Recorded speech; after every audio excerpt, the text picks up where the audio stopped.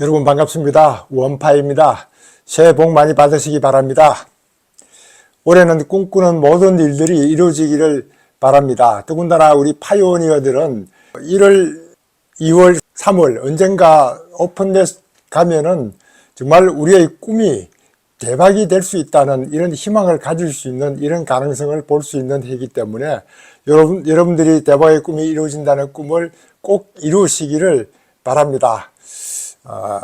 그래서 저희 썸네일에도 파이코인 소원 성취 이렇게 썼습니다. 물론 뭐 파이코인이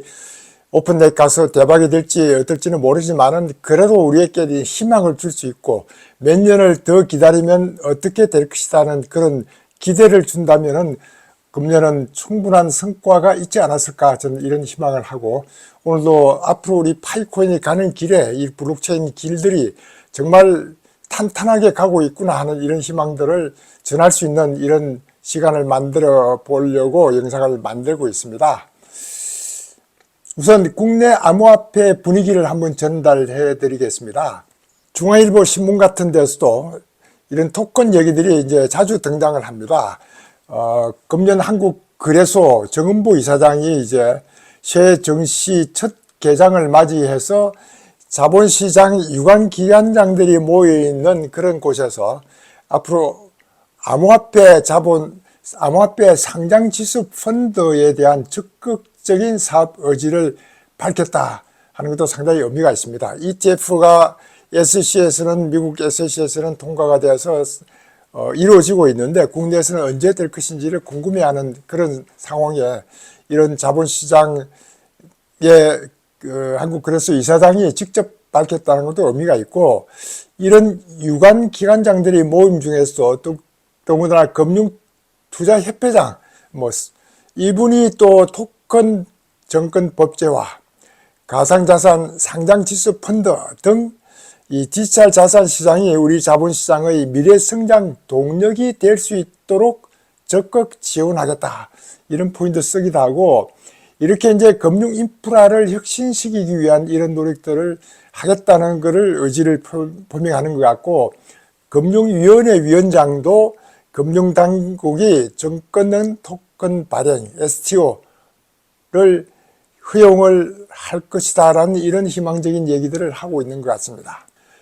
그와 같은 시기에 자본시장연구원 자본연에서 트럼프 새 정부의 암호화폐 정책에 맞는 국내 제도를 정비해야 된다 하는 이런 보고서를 내놓고 있어서 이것도 상당히 관심 있는 보고서인 것 같아서 간단히 요약드리면은, 우선 미국 트럼프 정부가 들어서면 가장 먼저 FIT 21 법안이 통과될 것이다 라는 예측을 하면서 FIT 21 법안과 토큰 정권 제도화 그리고 스테이블 코인 규제 체계가 잡힐 때니까 국내도 이와 같은 준비를 해야 된다 이런 얘기를 하고 있는 것 같은데, FIT 21은 설명을 워낙 많이 드렸기 때문에 여러분들께 다시 설명을 안 드리도, 이거는 이제 작년 5월 달에 미국 하원의원에서 통과가 돼서 상원에 이제 보류 중에 있는 이런 법안인데, 여기는 주로 그 21세기를 위한 금융혁신 및 기술 법안 이렇게 이제 이름을 붙였는데, SEC의 권한을 CFTC 상품거래위원으로 좀 옮겨가면서 뭔가 정권인지 아닌지를 구분할 수 있는 명확한 안을 만들었다는 것이 이제 더군다나 관심을 가질 수 있는 이런 것들이고, 이것이 우리 국내에서도 이와 같은 법안이 만들어지면은 좋겠다 하는 희망을 자본연구원에서 이제 발표했다는 것도 상당히 의미가 있고, 이렇게 금융재계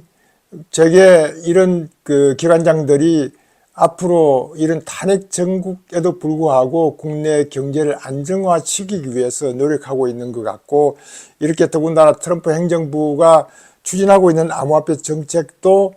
자본연구원에서 제시하는 것처럼 우리도 이와 같은 암호화폐 관련되는 ETF와 이런 것들이 허용이 될 수 있는 분위기로 만들어가는 것 아니냐 이런 생각도 들고, 파이코인도 그와 같은 굳건한 토대 위에서 오픈넷이 가서 성장이 될 수 있으면 더욱 좋을 것 같다 하는 희망을 가져봅니다. 미국에 있는 그 세계 최초로 비트코인을 이용해서 보험회사를 운영하고 있는 민화일에 있는 CEO로 잭 타운샌드라는 이분이 이제 샘 알트만의 지원을 받아서 이 회사를 성장하고 이 암호화폐 금융계에 들어왔기 때문에 상당히 앞으로 그 영향력이 있을 것 같아서 저도 이분이 코인데스크에 올렸던 최근에 올렸던 컬럼을 읽어봤는데 상당히 재미있는 내용들을 언급을 했던 것 같아요. 이 양반이 했던 것은 미국 부채가 지금 상당히 심각하다. 당장 금년 1월 달부터 이자만 해도 엄청나게 올라가고 있다. 물론 이자 자체가 36조 달러, 37조 달러에 연간 1조 달러 이상씩 불어가고 있는 것들을 어떻게 감당할 것이냐. 이러면서 중국은 이런 암호화폐 이 분야에 이렇게 가고 있는 기술 분야를 이용하고 있는데 이 미국은 아직도 여러 면에서 이제 부족한 점이 있는데 이것을 좀 더 채우려고 그러면 어떻게 해야 될 것인가 하는 이런 것들을 미국이 어떻게 대응할 것이냐를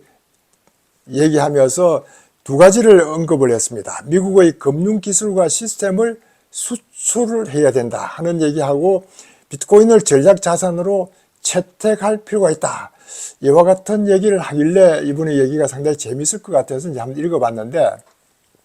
이분은 이런 얘기를 합니다. 중국은 위챗페이라든가 알리페이를 통해서 이 일본에도 그렇고 아시아에 상당히 많이 이 지불 시스템을 만들어 놓고 있는데 이런 것이 만일에 중국이 대만하고의 어떤 그런 관계가 불편한 관계가 되면은 이런 상당히 페이 문제가 복잡한 문제가 있을 수 있다 하는 그런 것들을 얘기하면서 동맹국에도 상당히 큰 영향을 이미 미칠 수 있도록 이와 같은 암호화폐 체인을 만들고 있다 하는 걸 얘기를 하면서 이렇게 미국 테크 기업이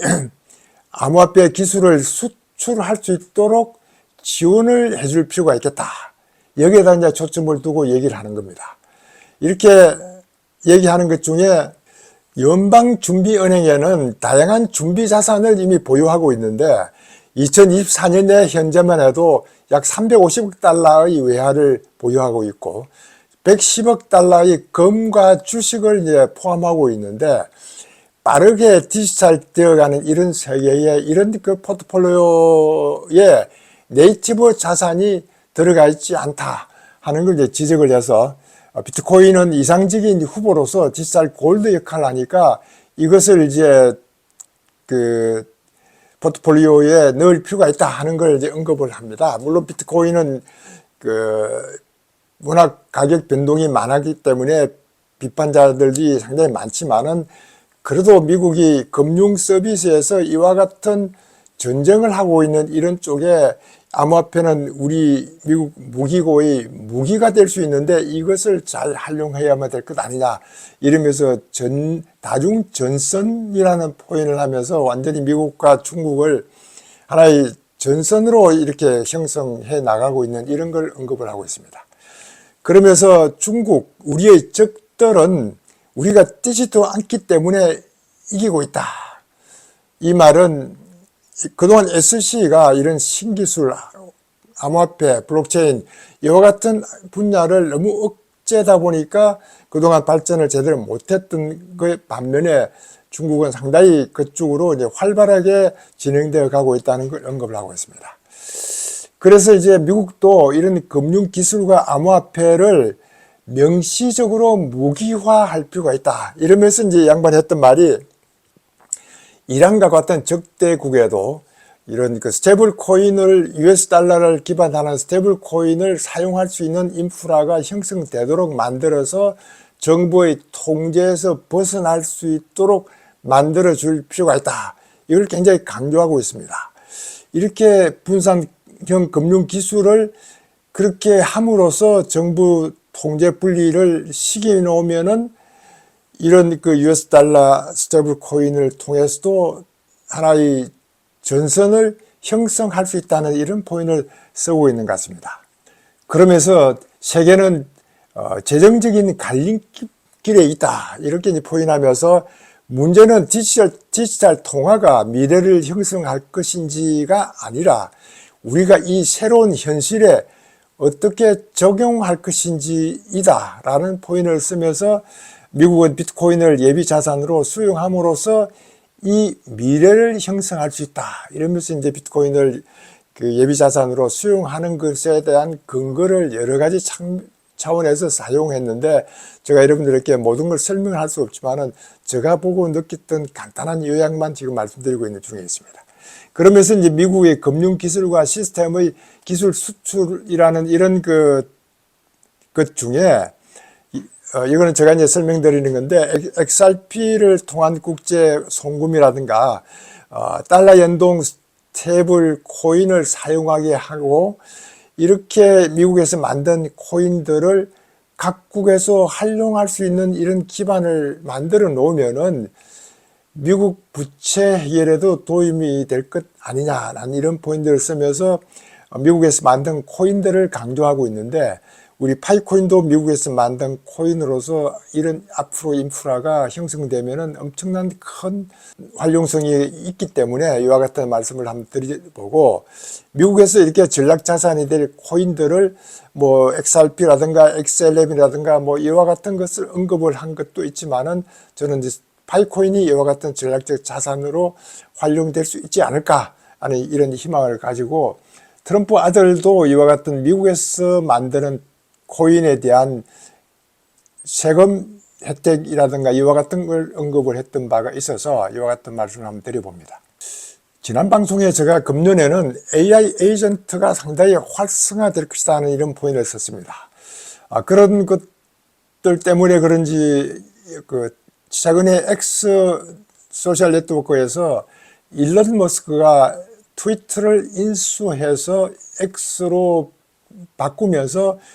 그 많은 인력들을 감축시키면서도 회사는 꿋꿋하게 운영돼 가는 데는 가장 핵심은 AI 에이전트 역할이 컸다 하는 이런 포인트를 쓰는 걸 보고 저도 상당히 놀랐습니다. 물론 이제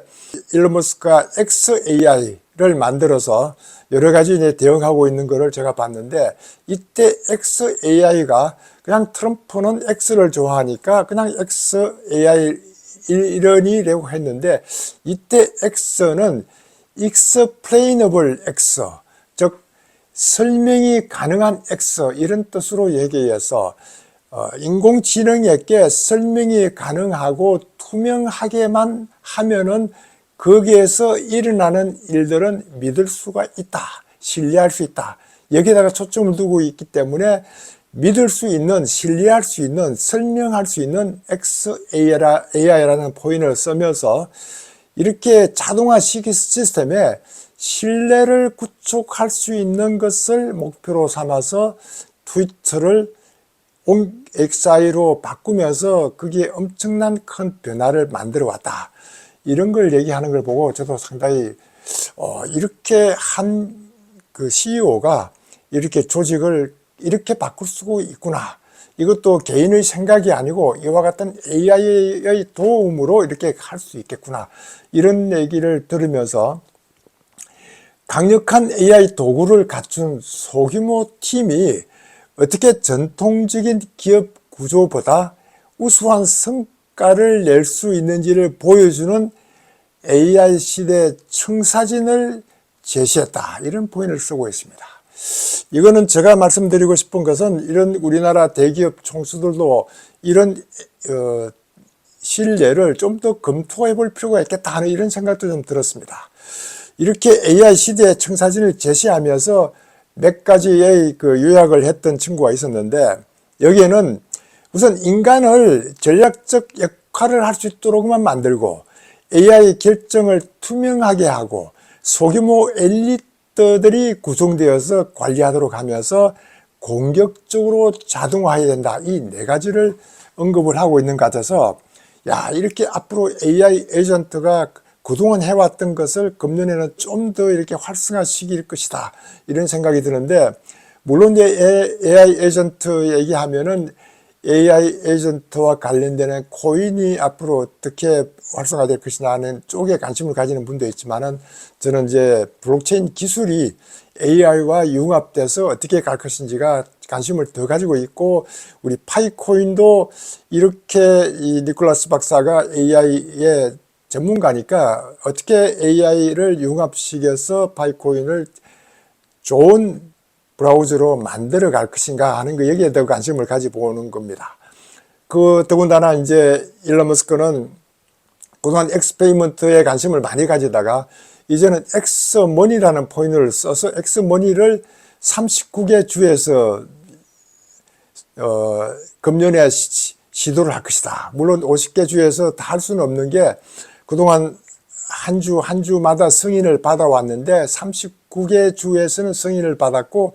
앞으로 남아있는 주가 있기 때문에 이걸 다 받을 때까지 시간이 걸리니까 39개 주에서 엑스머니로 결제를 먼저 시작해본다 하는 이런 얘기를 하고 있는 것 같으니까, 정말 금년에는 일론 머스크가 도지라는 정보 효율부를 어떻게 운영하는 건지도 봐야 되겠지만은, 이런 AI 에이전트가 하고 엑스머니하고 이런 것들이 우리 사회의 경제에 얼마나 큰 영향을 미치는지도 지켜보는 것도 흥미롭다 하는 말씀을 한번 드려봅니다. 2025년, 그런 금년 암호화폐 시장의 주요 트렌드가 어떻게 될 것이냐 하는 것들을 여러 곳에서 이제 언급을 했는데, 저는 관심을 가졌던 게 이제 프랭클린 템플턴에서 나왔던 얘기들이 워낙 전통이 있는 회사이기 때문에 관심을 가졌는데, 여기에서는 이제 규제 명확성, 우리가 이미 알고 있는 규제 명확성에 언급을 하고, 이 미국이 글로벌 암호화폐 허브로 도약하기 때문에 크게 발전할 것이다 라고 언급을 하면서, 탈중앙화 물리적 인프라 수용이 증가될 것이다 이렇게 포인을 하고 있습니다. DPIN이라고 이렇게 이름을 붙였는데, 이 DPIN의 약자는 Decentralized Physical Infrastructure Network라고 이렇게 알려져 있고, 이것이 이제 나오기 시작한 현재가 2022년도에 아마 마살리 보고서에서 처음으로 언급을 했다고 하니까, 개념이 나온 지가 얼마 되지 않는데, 이런 것이 이제 활성화될 것이다, DPIN이 활성화될 것이다 하는 얘기를 했고, RWA하고 스테이블 코인 이런 것들, 기간 투자 확대, AI와 암호화폐 융합, 이미 알고 있는 것들을 가장 요약해서 잘 설명해서 25년도에는 이와 같은 4가지 아이템들이 가장 활성화할 수 있는 해가 될 것이다 라고 언급을 했는데, 저는 여기서도 이제 AI와 암호화폐 융합이 큰 관심을 가지지 않을까, 이런 생각을 우리 파이코인을 하는 파이오니어로서 관심을 가져봅니다. 금년도 전망 중에서 플랜 B라는 친구가 전망했던 걸 저는 이제 관심 있게 한번 읽어봤습니다. 이 플랜 B라고 그러면 한때 예산 적중도가 상당히 높았기 때문에 이 암호화폐에 있는 분들은 모르는 분이 없을 정도로, 이 양반이 매일 트위트 올릴 때마다 암호화폐 가격을 예측을 제대로 하는 그런 상당히 오랜 기간이 있다가 비트코인 가격이 추락하는 바람에, 한번 제대로 잘 못 맞추는 바람에 물러났다가 최근 작년부터 시작해서 다시 이제 그 예측 프로그램인 그 스톡 투 플로우라는 S2F라는 그 모델을 통해서 예측을 하고 있는 걸 보여주고 있는데, 이 양반은 이제 비트코인이 올해 50만 불 돌파를 할 것이다 하고 50만 불 얘기를 다시 하고 있는데, 이와 같이 50만 불 갈 것이다, 20만 불 정도 갈 것이다, 뭐 이와 같은 언급보다는 그래도 금년은 비트코인과 관련되는 암호화폐 전망이 밝구나 하는 말씀을 드리기 위해서 이와 같은 얘기를 드립니다. 그리고 또 하나 반가운 소식이 최근에 나왔던 것은, 스위스 중앙은행에 비트코인을 보유하는 것을 의무화를 하겠다 뉴스로 나와서, 이게 세계 최초라고 하는데, 스위스 중앙은행이 비트코인 보유하는 것을 의무화한다, 의무적으로 보유한다, 이렇게 유럽 중앙은행에서는 비트코인과 관련 암호화폐 비중을 1%, 2% 내에는 할 수 있도록 만들어 놨는데, 이 스위스 은행에서는 비트코인 보유를 의무화하겠다는 법안을 서명 중에 있다 이렇게 얘기하는 것도 상당히 흥미있는 것 아니냐. 이렇게 비트코인을 전략적으로 보유하는 은행이 이제 스위스에서 탄생하는 것들이고, 중앙은행이 대차 대접 후에 비트코인을 포함하는 헌법 개정안에 지난달을 제안해서 지금 추진하고 있는 이런 과정을 보면서 정말 미국이 비트코인을 전략자산으로 한다면은 각국은 따라갈 수밖에 없겠다는 생각을 하면서 비트코인 외에 다른 주요 알트코인들도 전략자산이 될 수 있는 가능성이 있지 않을까 하는 이런 기대도 해보기 때문에 혹시나 파이코인도 그와 같은 코인 중에 하나일 것 같다. XRP, XLM이 그와 같은 걸 언급을 하는 거 보면은 파이코인도 상당히 가능성이 있지 않을까 이런 희망도 한번 가져봅니다. 오늘도 여러분들에게 금년도에 이런 암호화폐, 블록체인, AI 융합 이와 같은 기술이 얼마나 발전되어 나갈 것인지를 언급을 드리면서